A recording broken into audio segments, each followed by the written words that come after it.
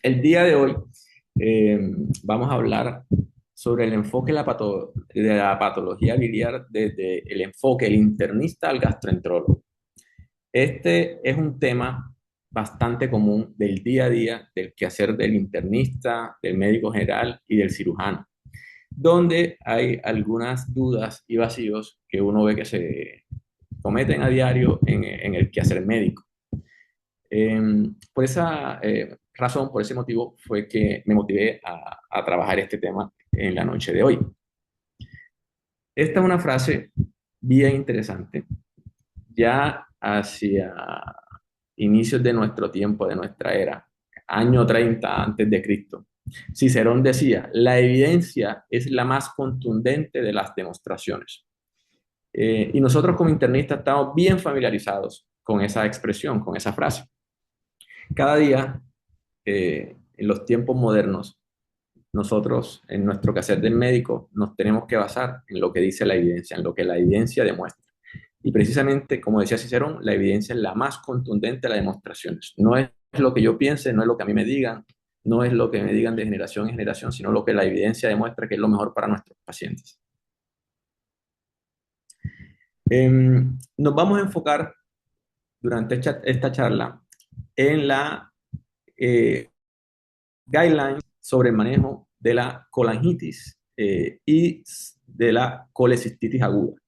Vamos a tocar otros temas bien importantes de patología de la vía biliar, pero sobre todo nos vamos a centrar en estas guías que son las guías eh, o las recomendaciones de la Sociedad Japonesa de Cirugía Hepatobiliopancreática, que son los que a nivel mundial rigen el quehacer de forma correcta, la evidencia, o se encargan de recopilar la evidencia para orientarnos a actuar de la mejor manera y tratar a nuestros pacientes que tienen este tipo de patologías. Les comparto acá este slide donde está el QR para que se puedan conectar y puedan tener acceso a las guías.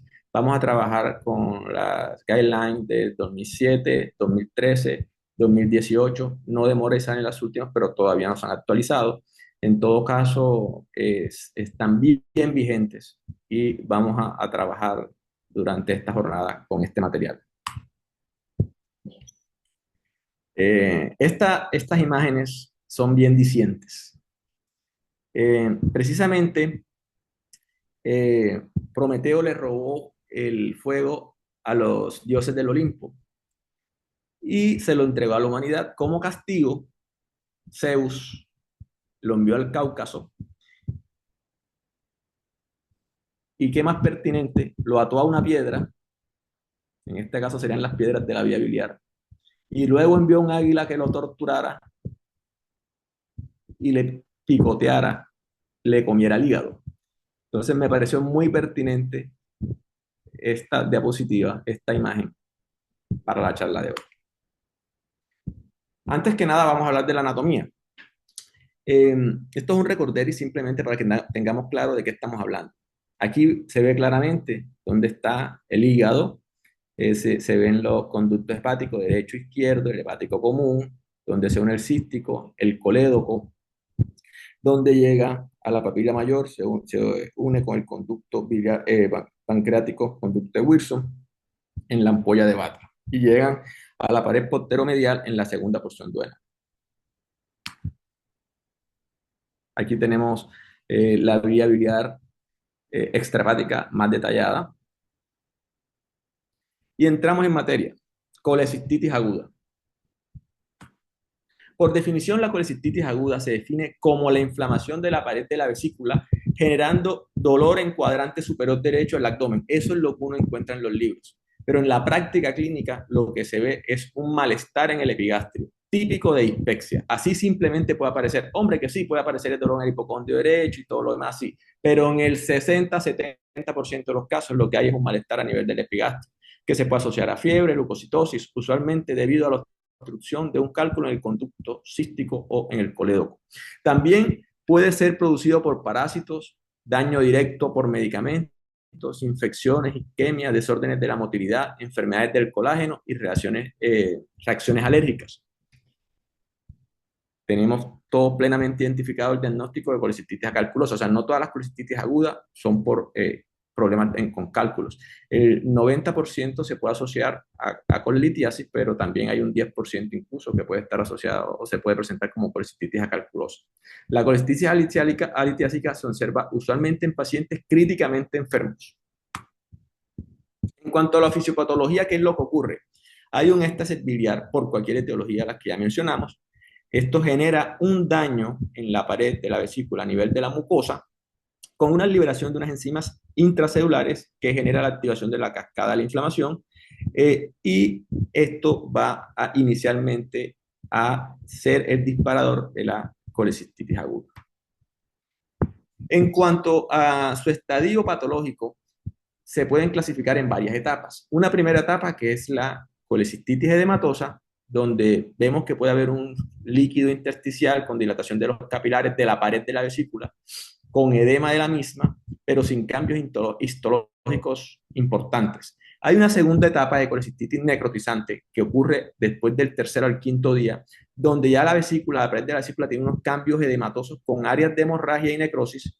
Estas áreas de necrosis son difusas, superficiales, no comprometen todo el espesor de la pared de la vesícula. Es más, hay algunos estudios, por ejemplo, ya con los ecógrafos más modernos o con la ultrasonografía endoscópica, que podemos aplicar el Doppler color a la pared de la vesícula. En esta fase ya vamos a ver cómo está de congestiva la pared de la vesícula.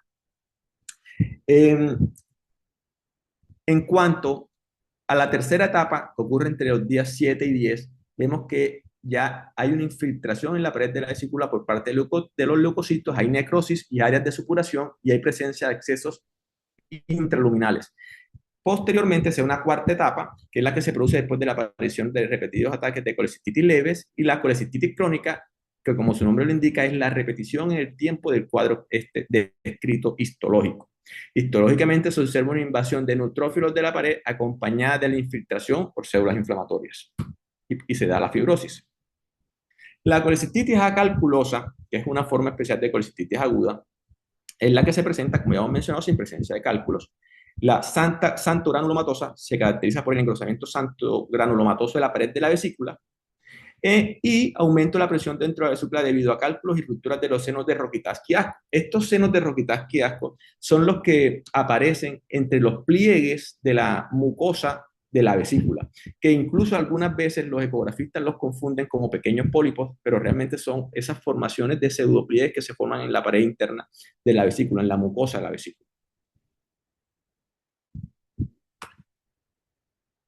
En cuanto a otras formas especiales de colecistitis aguda, tenemos la colecistitis enfisematosa, donde hay presencia de gas dentro de la vesícula biliar debido a una infección usualmente por anaerobios formadores de gas, incluyendo Clostridium perfringens. Además, otro cuadro especial es la torsión de la vesícula biliar, no es tan frecuente, puede ocurrir. Es adquirido por aumento de la presión intraabdominal, pérdida de peso, sobre todo en los pacientes que han sido sometidos a cirugía bariátrica, la joroba senil, escoliosis o hiperperistalsis.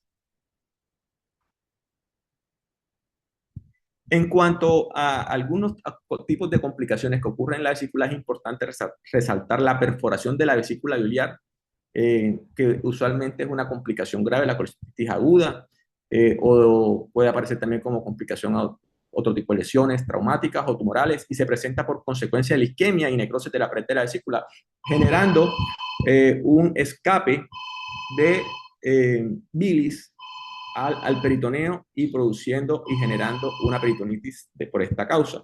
La peritonitis biliar en sí misma es la entrada o filtración de bilis a la cavidad peritoneal secundaria a la perforación de la vesícula, ya sea por inflamación, trauma o iatrogénica. En cuanto a las formas avanzadas, vemos que puede aparecer el acceso pericolecístico, que es un estado muy mórbido como complicación de una colecistitis aguda severa, donde los tejidos circundantes se ven comprometidos por el proceso inflamatorio e infeccioso secundario.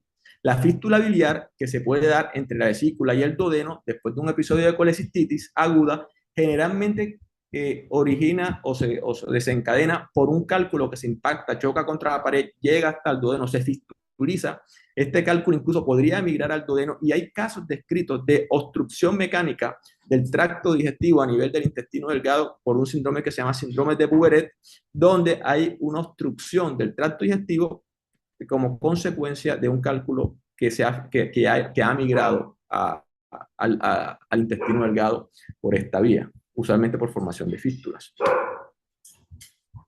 En cuanto a la etiología, vemos que el 90 al 95% de la colecistitis aguda es generada o favorecida en su aparición por la presencia de cálculos biliares. De un 3.7 a un 14% son provocados por otros factores diferentes, como el caso de la colecistitis acalculosa, por ejemplo, de los que ya hemos mencionado. Hay unos factores de riesgo plenamente identificados. Por ejemplo, ser mujer, una edad mayor a 40, 45 años, la multiparidad, sobre todo el parto en las mujeres jóvenes antes de los 20 años de edad, se asocia a aparición de litiasis vesicular y como complicación posterior con la cistitis aguda. Índice de masa corporal por encima de 34 en mujeres y de 38 en hombres, y antecedente de pérdida de procedimiento asociado a pérdida rápida de peso como la cirugía bariátrica.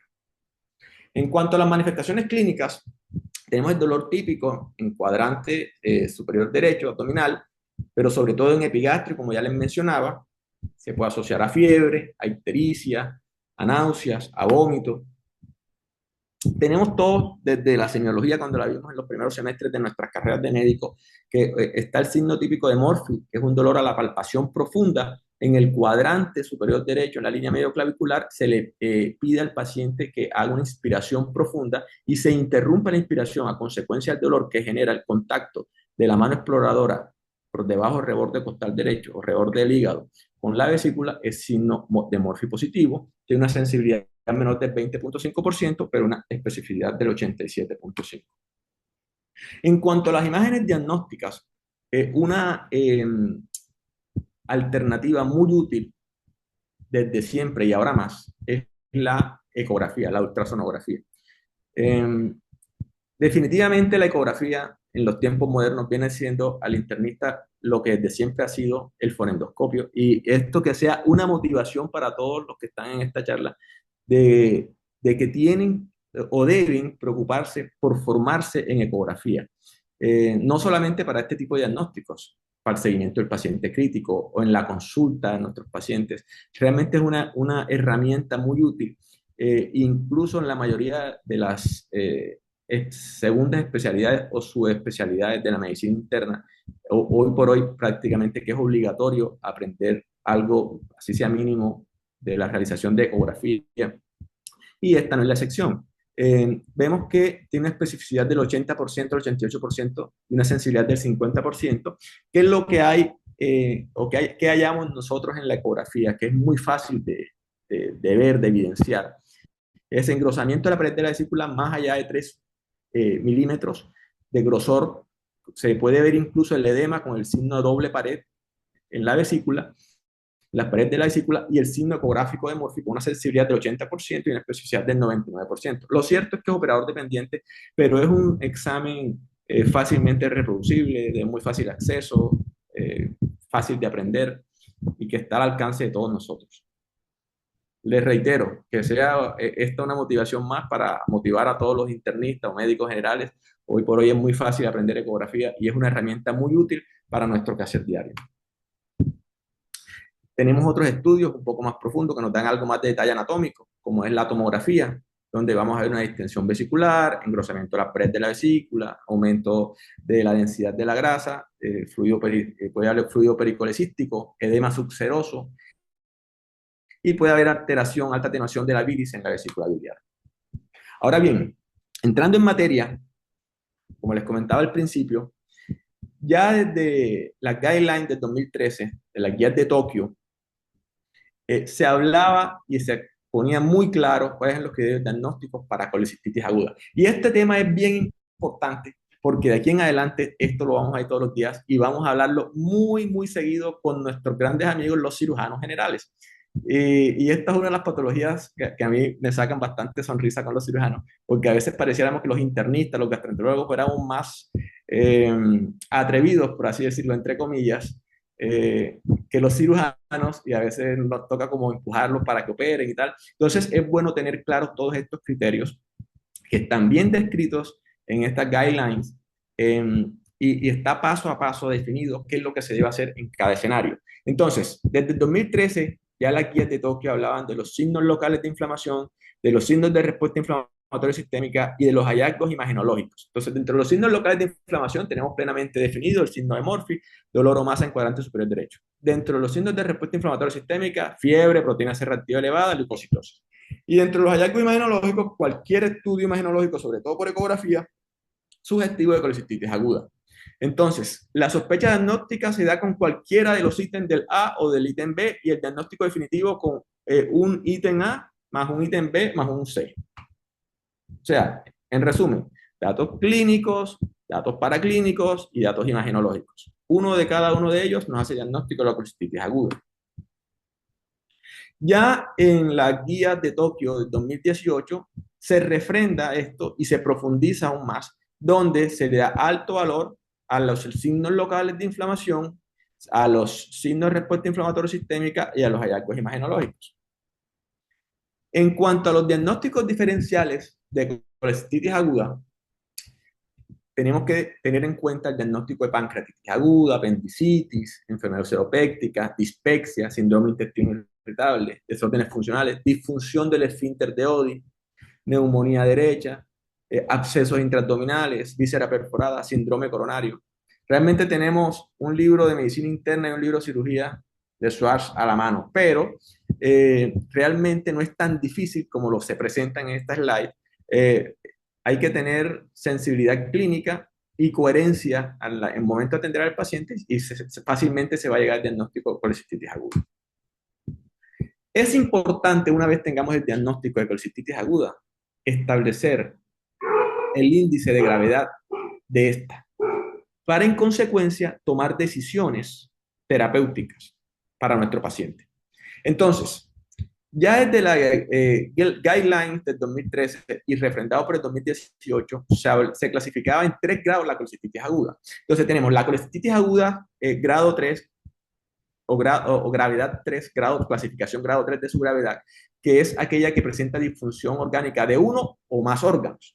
Entonces, es aquel cuadro de colecistitis aguda asociado a disfunción cardiovascular o hipotensión, o que requiere tratamiento con algún vasoactivo, dopamina o norepinefrina, alteración neurológica, alteración del estado de conciencia, compromiso de la función respiratoria dado por PAFI, alteración del PAFI índice menor a 300, compromiso renal, compromiso hepático dado por una prolongación del TPI-INR mayor a 1.5, y alteraciones de los paraclínicos hematológicos dado por una trombocitopenia menor a 100.000. La grado 2, grado de gravedad 2 de la presentación clínica con colecistitis aguda, es aquel paciente que tiene glucositosis mayor a 18.000, no tiene alteración todavía de un órgano como tal, como la grado 3, tiene una masa palpable en el cuadrante superior derecho, duración de un cuadro clínico mayor a 72 horas y signos de inflamación local. La grado 1 es aquella que no presenta criterios ni de la gravedad 3 ni del grado de gravedad 2. Y se puede definir como grado 1, grado 2 o grado 3, o leve, moderada y severa. En el 2018 se refrendan estos hallazgos y se profundiza en el tema. Esta diapositiva es bien importante porque nos muestra el índice de complicaciones índice de comorbilidad de Charlson.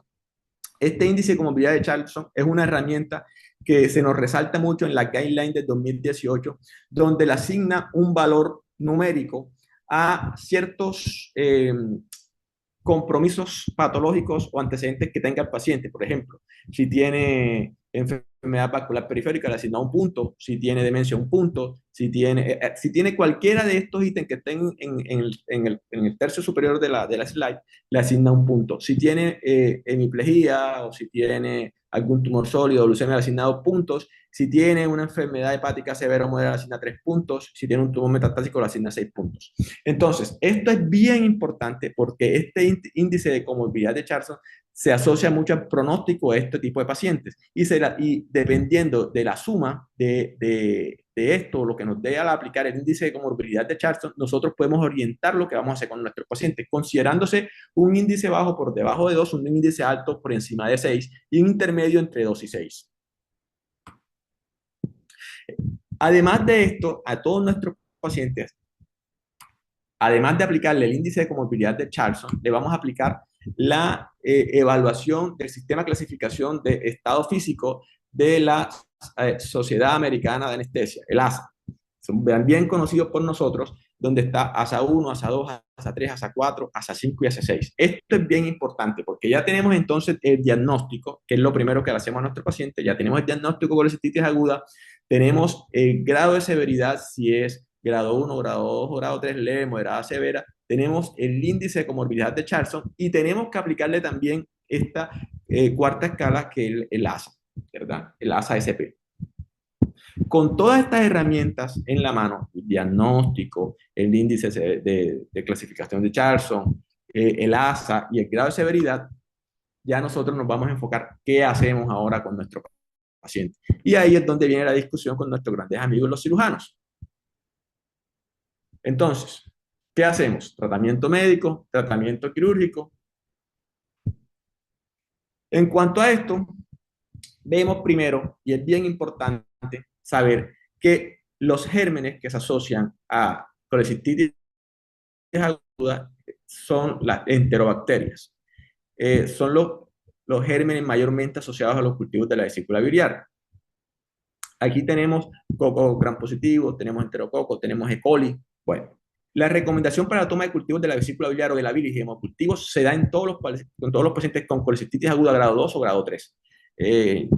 Yo quisiera saber cuántos de ustedes realmente llevan esto a cabo. Realizan cultivos y hemocultivos, tanto cultivo de aspirado de líquido biliar o hemocultivos. O sea, eso no es lo usual, es lo que se debe hacer para orientar nuestro tratamiento. Los microorganismos mayormente aislados son la E. coli, la Klebsiella, el enterococo, los anaerobios, pero igual esto también depende mucho del perfil de nuestros de infección en nuestros sitios de trabajo donde nosotros nos desempeñamos y el tratamiento también va a depender del perfil de resistencia de los organismos a los cuales nos enfrentamos en la zona donde estamos trabajando. Usualmente, generalizando, podemos decir que hay unos esquemas que se pueden utilizar como de primera línea. Se puede utilizar como monoterapia un beta-lactámico más un inhibidor de beta-lactamasa, por ejemplo, ampicilina sulbactam o piperacilina tazobactam o ticarcilina ácido clavulónico. Además, combinación con cefalosporina tercera generación más metronidazol. Ceftriaxona más metronidazol puede ser una opción viable. Vuelvo y les repito, eso va a depender mucho del sitio donde nos encontremos. Tenemos otros tratamientos alternativos. Una segunda línea pueden ser las quinolonas, por ejemplo. Monoterapia con carbapénicos también, por ejemplo, con imipenem, meropenem, doripenem. Bueno. En cuanto a la duración del tratamiento antibiótico, depende del grado de severidad. Y aquí ya va algo importante a resaltar de por qué tenemos que hacer y aplicar las clasificaciones que previamente les mencioné. Entonces, si es grado 1 de severidad, posterior a la colecistectomía, el tratamiento antibiótico debe darse por 24 horas más y luego retirarse ya. Un día y listo, nada más. Si el grado de severidad es 2 o 3, la recomendación es dar manejo antibiótico mínimo 7 días, de 4 a 7 días, pero si se aíslan los cultivos enterococo, estreptococo, se debe extender por 2 semanas. Los pacientes de bajo riesgo, ASA 1, ASA 2, se prefiere la colecistectomía temprana a la colecistectomía o cirugía diferida. Entonces, esto es una discusión bastante importante y profunda. Aquí hay un término que se menciona repetidamente en las guidelines y es el abordaje temprano o early surgery o el abordaje diferido. Dependiendo de los estudios que uno revise en los metaanálisis, se considera early o cirugía temprana, con cistectomía laparoscópica temprana, las que se desencadenan o las que se llevan a cabo 72, en las primeras 72 horas después del ingreso del paciente o de iniciado el cuadro clínico. Algunos trabajos consideran colecistectomía laparoscópica temprana no las 72 horas, sino los primeros 7 días del ingreso o de la presentación del cuadro clínico inicial del paciente, hasta los primeros 7 días. Y se considera intervención diferida o tardía, la que ocurre desde el día 7 hasta la semana 6. Entonces, eso se empezó a investigar qué era lo mejor para el paciente.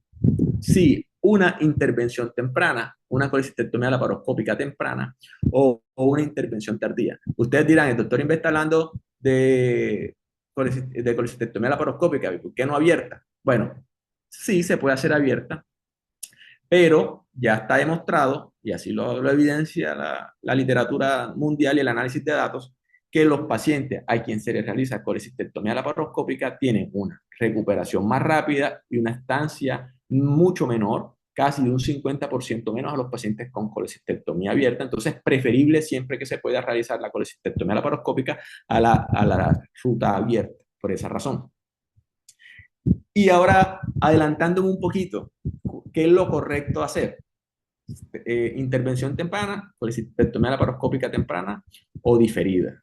Entonces, la respuesta es depende. Pero siempre se va a buscar que sea lo más temprano posible. Y ahora vamos a ver por qué. Y eso es lo que tenemos que hablar con nuestros cirujanos.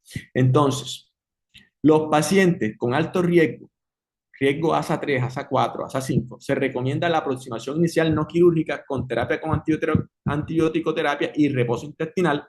Una vez resuelve la colecistitis, el riesgo del paciente para la cirugía debe ser reevaluado. En ningún momento se ha dicho el paciente se va para su casa o el concepto de vamos a enfriar el cuadro y después de 3 meses lo citamos y le hacemos la colecistectomía. Eso no se ha hablado, no se menciona y no se debe hacer. ¿Por qué no se debe hacer?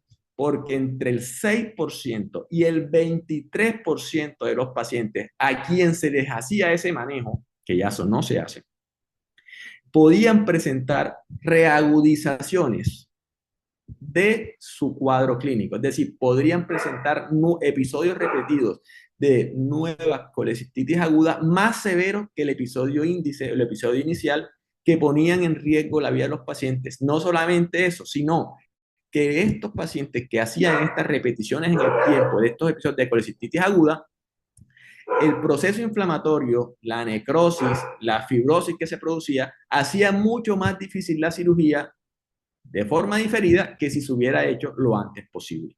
Y eso está medido, ahora lo vamos a ver. Entonces, entre más temprano se pueda hacer el procedimiento, mucho mejor. Obviamente, si la condición del paciente no lo permite, porque no tolera la anestesia, está inestable hemodinámicamente, no se le puede hacer una intervención, hay otras alternativas que se deben evaluar una vez la condición del paciente lo permite. Ojalá intrahospitalariamente se reevalúa la indicación de la cirugía y se hace lo antes posible. Entonces, un enfoque inicial quirúrgico debe considerarse a los pacientes con colecistitis gangrenosa o enfisematosa a pesar de su riesgo ASA. O sea, incluso un paciente que usted le vea enfisema, que le vea gas en la vesícula, que le vea un alto compromiso a nivel perivesicular, esto está comprobado que estado por gérmenes altamente agresivos, debería incluso desecharse en la condición de compromiso multiorgánico del paciente y llevarlo a cirugía porque si no, la chance de mortalidad les va a peor a estos pacientes. Entonces, aquí vienen los cirujanos.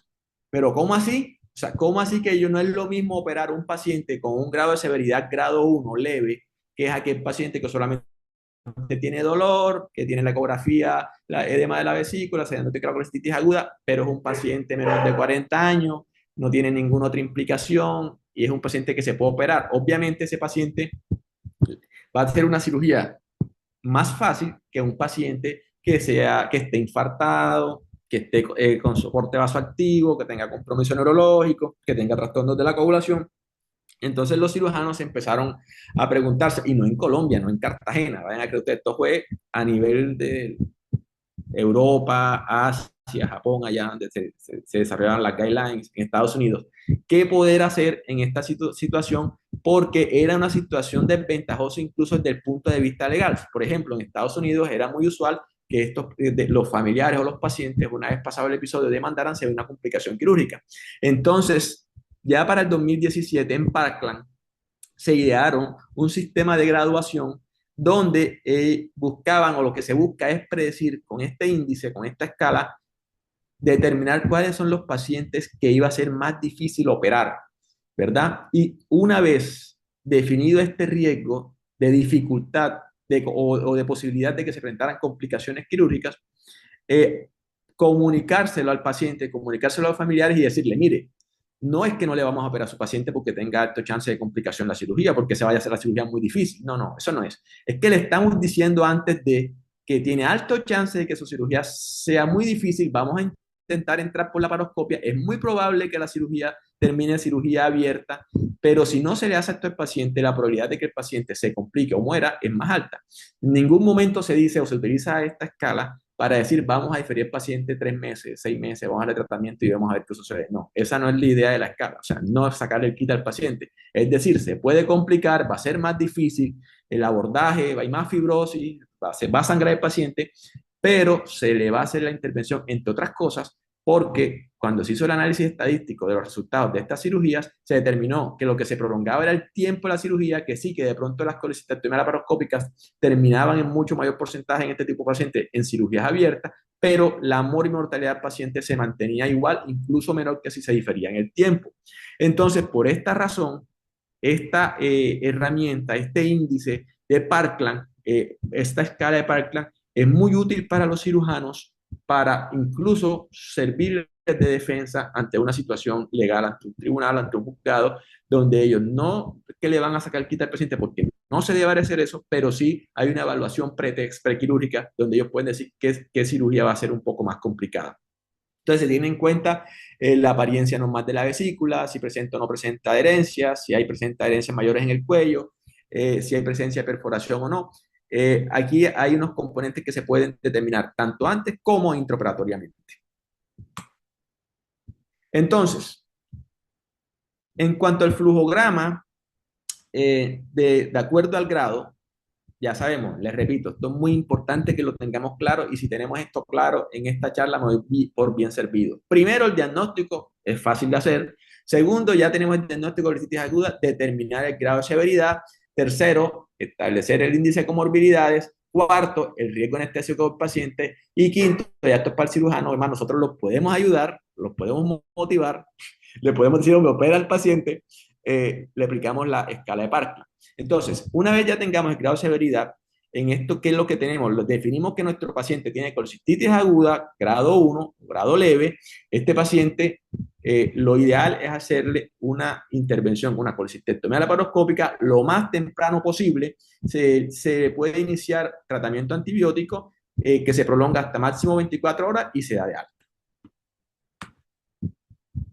El paciente con grado de severidad 2 es aquel paciente que no tiene disfunción orgánica, pero que ya tiene leucocitosis, que tiene mayor compromiso sistémico, que tiene ictericia. Bueno, estos pacientes se le inicia su tratamiento antibiótico, se le motiva con la cistertomía laparoscópica de forma urgente, o sea, es decir, ojalá en las primeras 72 horas, dependiendo de los estudios, algunos hasta los primeros 7 días, idealmente las primeras 72 horas. Pero si por X o Y circunstancias está en un sitio donde el paciente no hay un cirujano que lo opere o el cirujano que está no tiene entrenamiento, no quiere, no se atreve, una opción es hacer un drenaje de la vesícula biliar que se puede hacer incluso por radiología intervencionista transparietal hasta tanto se pueda realizar la colestectomía laparoscópica, ojo, en la misma hospitalización, no después. Los pacientes con colecistitis aguda con grado de severidad 3 se le debe iniciar tratamiento antibiótico. Estos pacientes se deben motivar si es posible, y está indicada realizar la colecistectomía laparoscópica. Si estos pacientes se sabe que son de mayor complejidad, se deben tratar de remitir a un sitio que cuente con cirujanos de mayor experiencia con este tipo de pacientes o buscar al cirujano dentro de la institución que sea el que tenga mejores resultados en este tipo de circunstancias. Si definitivamente no consigue, no es candidato a cirugía porque está muy mal o porque no consiguen al cirujano, porque no tienen forma de remitirlo, por lo menos debe buscarse la forma de realizar una derivación de la vesícula biliar transparietal, o incluso hoy por hoy les voy a mostrar unas imágenes, tenemos alternativas como la ultrasonografía endoscópica intervencionista y podemos hacer drenajes que se hacen de forma muy rápida y mínimamente invasiva por ecoendoscopia, con colocación de stent plásticos o stent axios directamente que van del estómago a la vesícula o del duodeno a la vesícula, el bulbo a la vesícula. Se hacen unas fístulas y el paciente mejora porque se le drena el foco infeccioso, que es lo que lo está complicando en ese momento. En ningún momento se dice enfríen el cuadro y se opera después. ¿Por qué no se puede hacer eso? Ya lo mencionamos, porque estos pacientes hacen colecistitis aguda de repetición, empeoran cada vez más, pueden hacer pancreatitis, sepsis de origen biliar y muerte. Y al final la cirugía va a ser más difícil que si se hubiera hecho al principio. Entonces, en cuanto a la coledocolitiasis, que es otra patología asociada al cálculo en la vesícula, es la presencia de litos o piedras en la vía biliar principal, intra o extrahepática. En este caso, coledocolitiasis en el colédoco. Con una obstrucción parcial o total del colédoco por cálculos biliares, vemos como, por ejemplo, en Estados Unidos, hasta 20.5 millones de personas podrían estar en riesgo de desarrollarla. Es más frecuente en mujeres que en hombres. Vemos que se asocia a colelitiasis hasta un 21% de los casos y se puede complicar con pancreatitis y colangitis. Estas son imágenes propias de mis pacientes de la última semana, donde vemos como, por ejemplo, en esta primera imagen, un paciente que le extrajimos casi 20 cálculos de la vía biliar.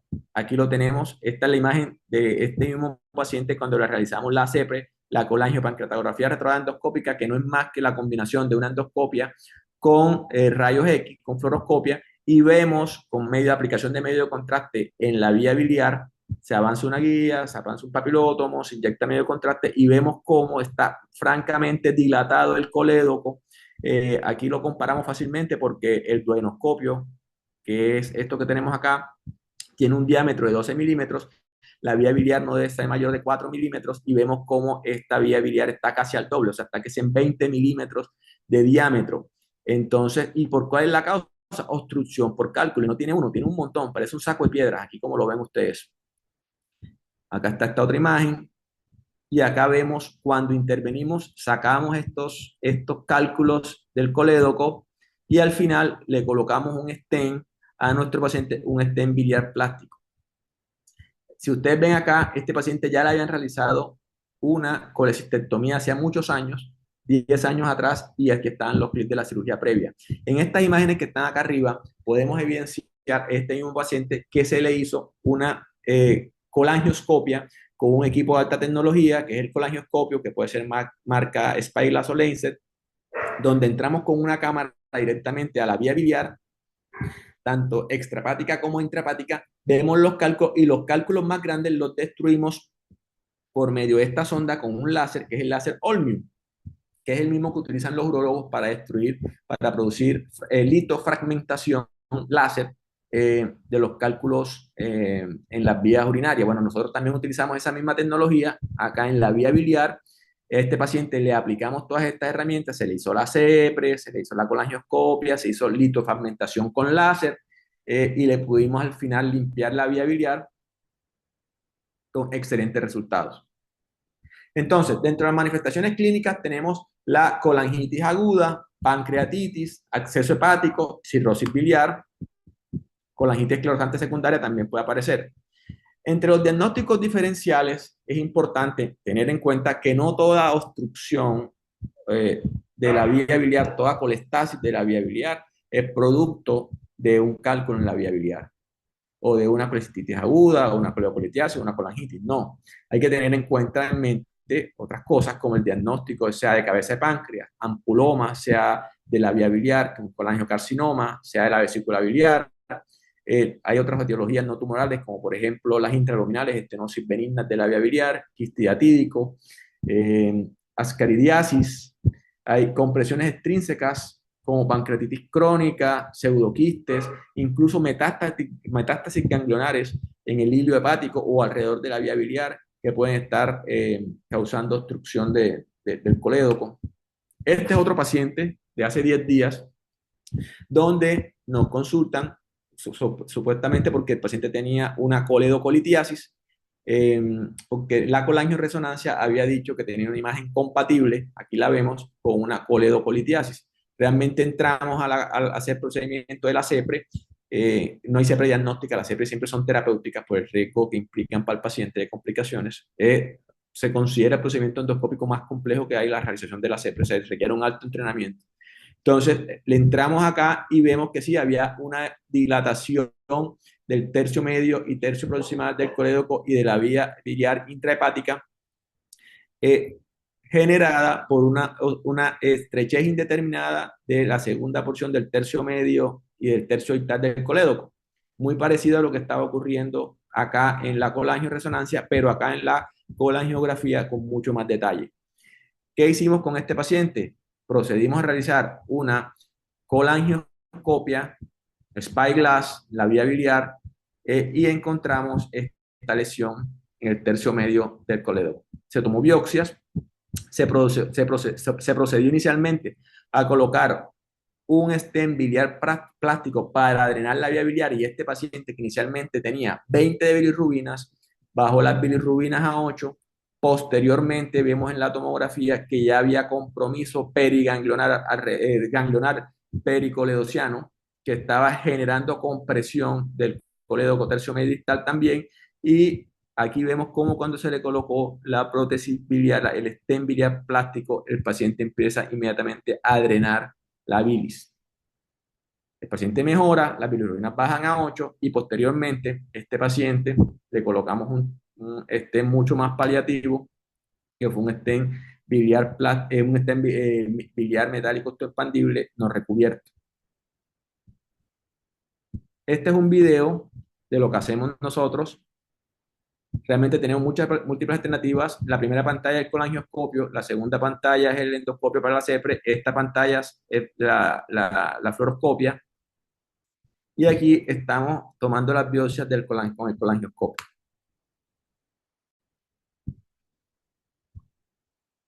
Acá, el mismo paciente, se le retiró el stent biliar plástico que inicialmente se había colocado. En un segundo tiempo, se procedió a colocar un stent biliar metálico expandible no recubierto.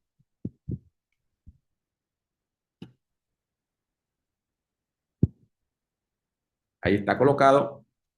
Y vamos a ver en la imagen de rayos X cómo queda el stent permeabilizando, drenando completamente la vía biliar y aquí está la zona de estenosis. Este paciente a los 3 días tenía la bilirrubina total en 1, la bajó de 20 a 1.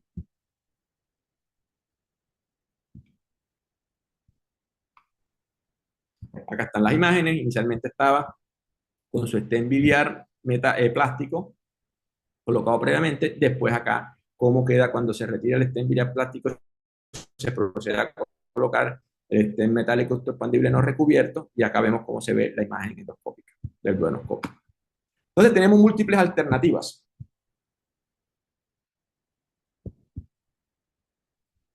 Nosotros los gastroenterólogos, por eso les mostraba la primera imagen de la charla, donde salía Prometeo robándole el fuego del Olimpo a los dioses.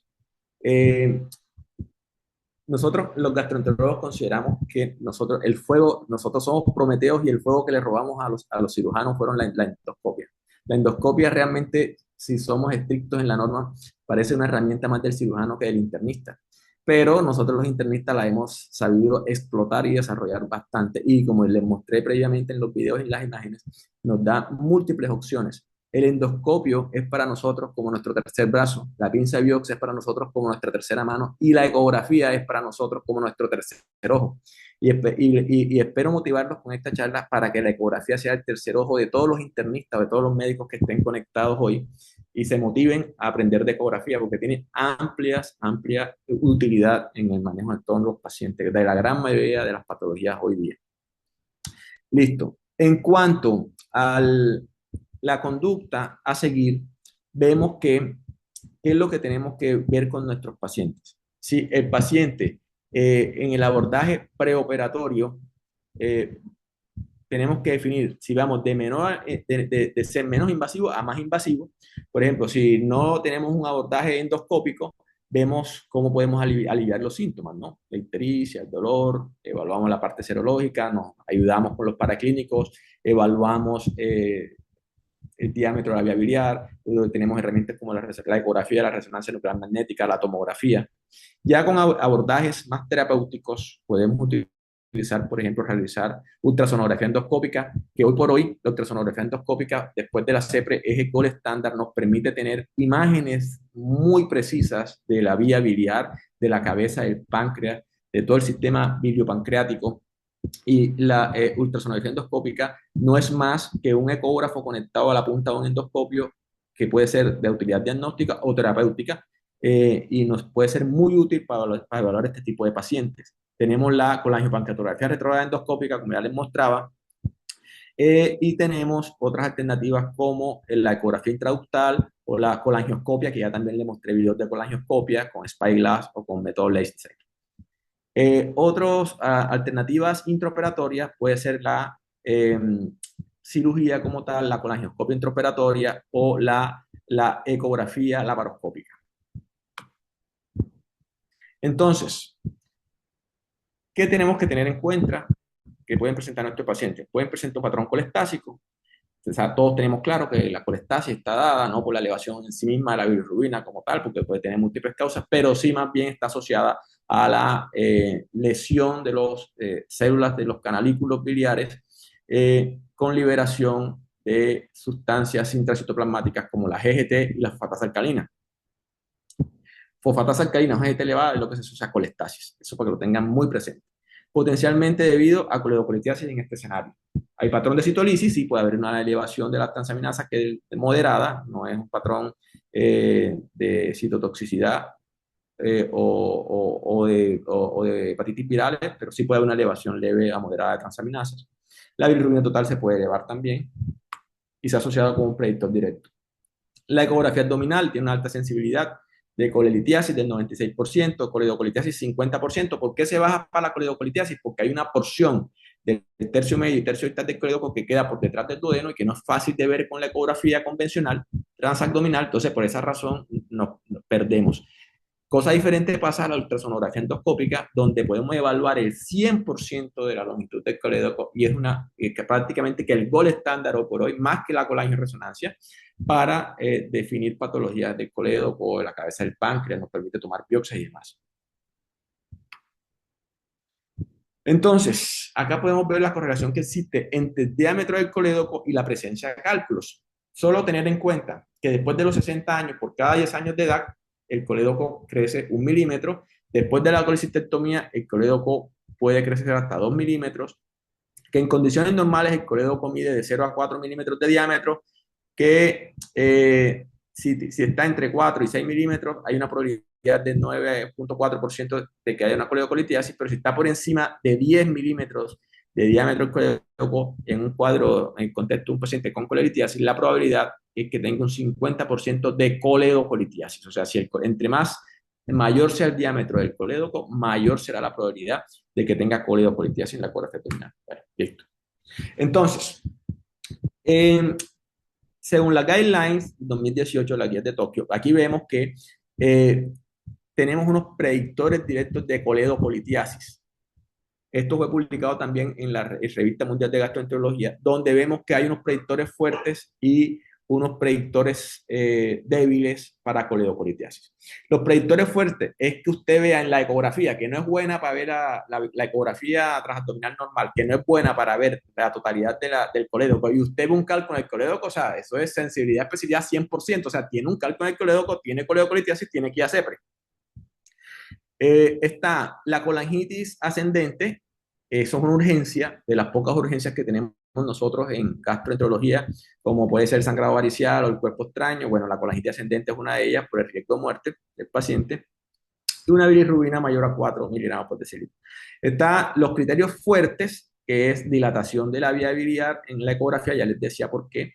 La bilirrubina, nivel de entre 1.8 y 4, y hay otros factores que se asocian de forma moderada a la probabilidad de coledocolitiasis, como está la alteración bioquímica de los marcadores hepáticos, como la bilirrubina, fosfatasa-alcalina, GGT, edad mayor a 55 años y pancreatitis biliar.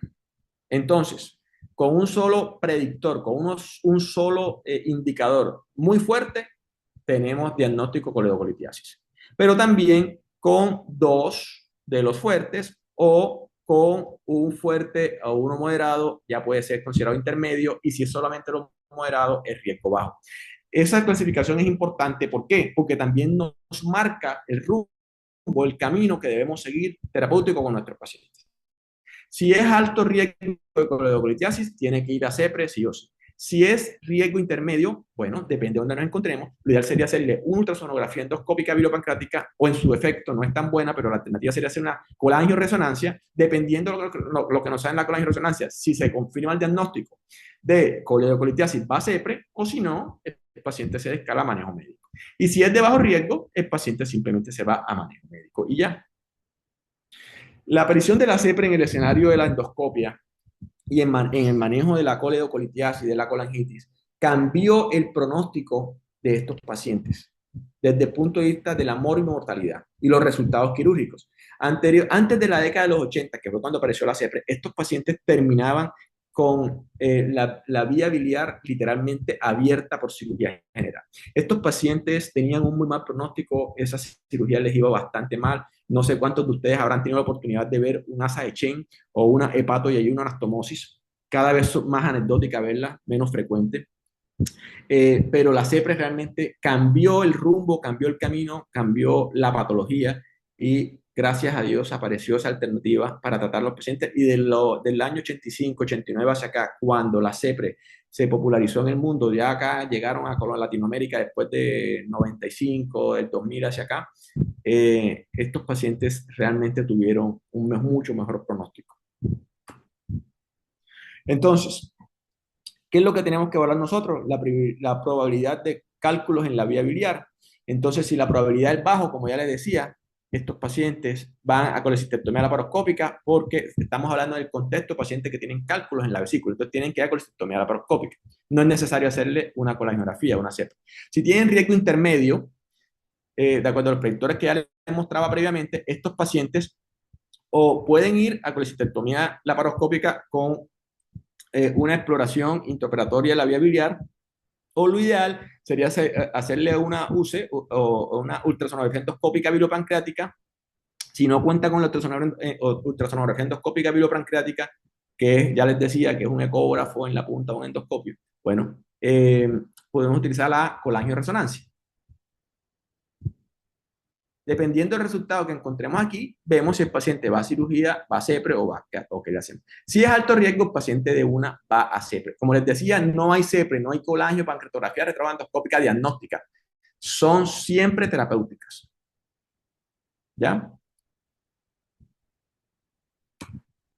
Entonces, ¿cuál es la utilidad diagnóstica de las diferentes herramientas que tenemos? La TAC tiene una sensibilidad del 88 al 96%, con una especificidad del 75 al 100%, es no invasivo y no detecta cálculos menores de 5 milímetros y se considera barro biliar cuando están por debajo de 3 milímetros. Y la pancreatitis biliar está causada en el 90% de los casos por barro biliar. Entonces, la tomografía no es tan buena para determinar coledocolitiasis.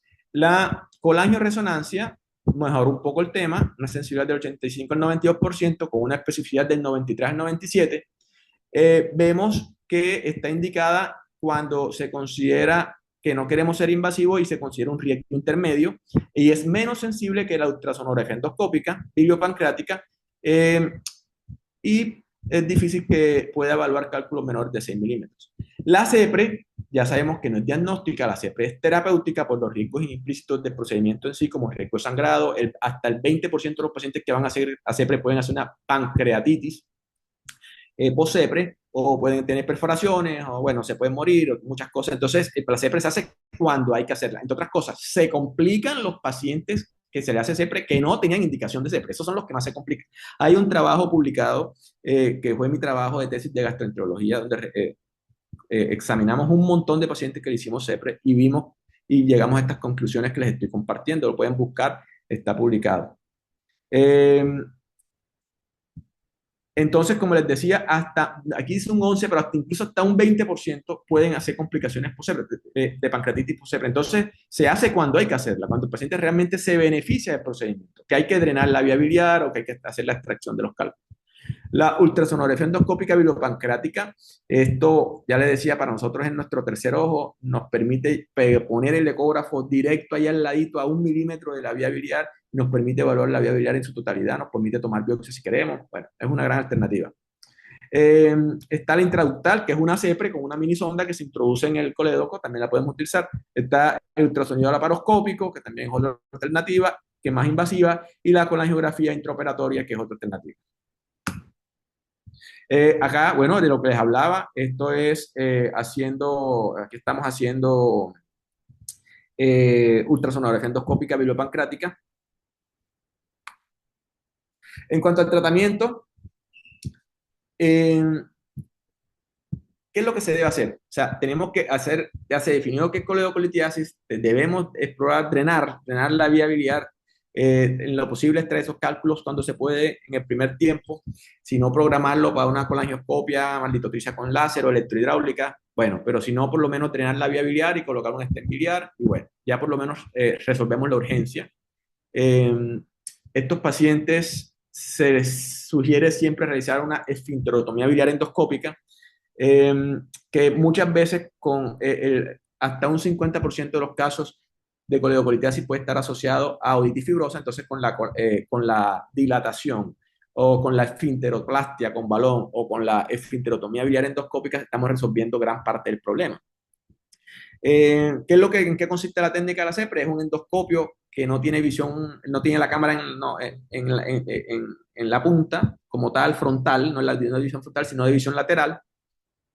Y eso es lo que hace difícil la técnica de utilizar el duodenoscopio, porque tú entras hasta la segunda porción del duodeno por anatomía, ¿no? Entonces, vas a ciegas prácticamente. Entonces, lo hace un poco complicado, pero nada que no se pueda conseguir con un entrenamiento apropiado.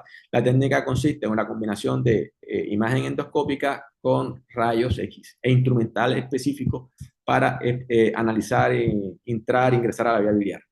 Se procede a realizar una esfinterotomía endoscópica seguida de extracción de los cálculos con canastilla, balones, bueno.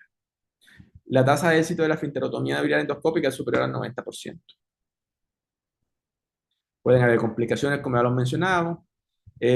A veces puede ser necesario un segundo tiempo quirúrgico para el tratamiento de cálculos biliares de la colecistectomía. La dilatación endoscópica o esfinteroplastia con balón es una alternativa que también se puede utilizar, sobre todo si son cálculos muy grandes, nos permite dilatar hasta 10 milímetros, incluso 15 milímetros el esfínter de Oddi y extraer los cálculos que sean más grandes. Cuando ya son cálculos mayores de 15 milímetros, cálculos gigantes, incluso 20, 25 milímetros, ya tenemos que pensar en hacer manejo con litotricia, con angioscopia, con litotricia con láser Omnium, que es lo que se hace litofragmentación con láser Omnium, o litrofragmentación con sonda electrohidráulica. Igual todo eso lo podemos hacer, como les mencionaba en los videos, y se puede solucionar y se le puede brindar una opción de solución al paciente. Bueno, ya la cirugía abierta, ya técnica en desuso con todas las herramientas que tenemos hoy, pero bueno, estamos hablando de Cartagena, Barranquilla, Medellín, Cali, Bogotá, donde están las herramientas, está la gente entrenada para hacer esto. Son procedimientos supremamente complejos y costosos también. En ciudades intermedias va a estar más difícil y pueda que sea necesaria a veces cirugía abierta, no es lo ideal. Hoy por hoy un paciente no debería ser sometido a una cirugía abierta para tratar una patología como esta, pero ocurre, cada vez menos, pero todavía ocurre.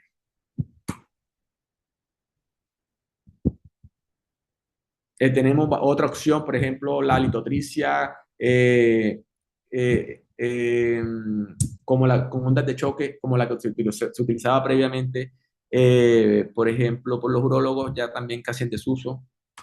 Pero bueno, acá tenemos un videito que les voy a mostrar. Por ejemplo, este fue el mismo paciente al que le entramos y le sacamos el montón de piedras que estaba al principio en el video previo. Y ya después, esta es la colangioscopia, que entramos directamente con un lente, una cámara, una sonda especial dentro del hígado y vimos cómo quedó de limpio, cero cálculo, cero piedras, eh, por colangioscopia, la viabilidad de este paciente. O sea, se resuelve realmente el problema. Este es un paciente también por colangioscopia, un cálculo gigante de 20 milímetros. Se le realiza una litofragmentación con un láser Omnium. Se extrae, se procede a extraer el cálculo y aquí ya estamos explorando la viabilidad intrahepática con el colangioscopio. Este es el mismo paciente que les mencionaba que parecía un saco de piedra en la vía biliar. Miren aquí, cuando empezamos, ya después de la litofragmentación láser, cuando empezamos a traer con la canastilla de Dormia los cálculos, y miren cómo sacábamos y sacábamos y sacábamos y sacábamos cálculos. Este pobre paciente realmente al día siguiente sí que se sentía bien aliviado. Miren, aquí les voy a mostrar. Todo esto son cálculos fragmentados. Aquí se alcanza a ver, o sea, literalmente son piedras de entre 12 y 15 milímetros. ¿Sí lo ven acá? Bueno. Y aquí después cómo quedaba la vía biliar, limpia. Esto por colangioscopia. Entonces, pasando a otro ítem de la patología de la vía biliar, vemos que la colangitis es la inflamación y la infección de la vía biliar asociada a la obstrucción de la vía biliar que produce bacteriemia, septicemia y sepsis biliar. Ojo, esto pone en riesgo la vida, es potencialmente mortal. Prevalencia del 10 al 15% en los pacientes que tienen una colelitiasis previa, se asocia más al sexo femenino, pacientes mayores de 70 años. Asociado a coledocolitiasis están un 30 o un 70% de los casos, neoplasias a un 10-50% de los casos se asocian a colangitis. Problemas del esfínter de Oddi con CP previa puede ocurrir también, estenosis benigna de la vía biliar también puede ocurrir, presencia de parásitos, hemos tenido unos casos aquí, por ejemplo, en Cartagena, con cierta frecuencia vemos migración de helmintos, ascaris, a la vía biliar. En el mundo están descritos, por ejemplo, el Opistorchis y el Clonorchis, ascaris lumbricoides. Bueno, tenemos, en cuanto a la clasificación de la colangitis, tenemos colangitis aguda secundaria, la no supurativa aguda, la del acceso hepático, la colangitis supurativa aguda. En cuanto a la aguda no supurativa, tenemos que es la forma habitual que responde rápidamente al tratamiento antibiótico. La aguda supurativa, que puede haber un incremento en la presión ductal en el colédoco. Esto puede producir una bacteriemia ascendente, no responde bien al tratamiento exclusivo antibiótico y hay que drenar la vía biliar sí o sí lo antes posible, ojalá en las primeras 12 o 24 horas, lo antes posible. Es una verdadera urgencia endoscópica. Se habla con colangitis crónica, que son esos pacientes que pueden estar asociados a una colangitis a repetición, coledocolitiasis a repetición, porque tengan un factor de base que lo predisponga y pueden hacer un patrón arrosariado de la vía biliar intrahepatática que se llama colangitis esclerosante secundaria. Se producen unas estrecheces inflamatorias y unas dilataciones por inflamaciones crónicas y episodios de repetición de compromiso infeccioso a nivel de la vía biliar intrahepatática. Está también la colangitis crónica purulenta recidivante con episodios repetitivos de infección, bacteriemia del hígado y el árbol biliar. Entre las manifestaciones clínicas, bueno, todos conocemos la triada de Charcot, dolor, fiebre, ictericia, que si se asocia a hipotensión y trastorno del estado neurológico, tenemos la pentada de Reynolds, que son índices de mal pronóstico. En cuanto al manejo, bueno, diagnóstico, como siempre. La estadificación, ya sabemos las escalas que tenemos que aplicar.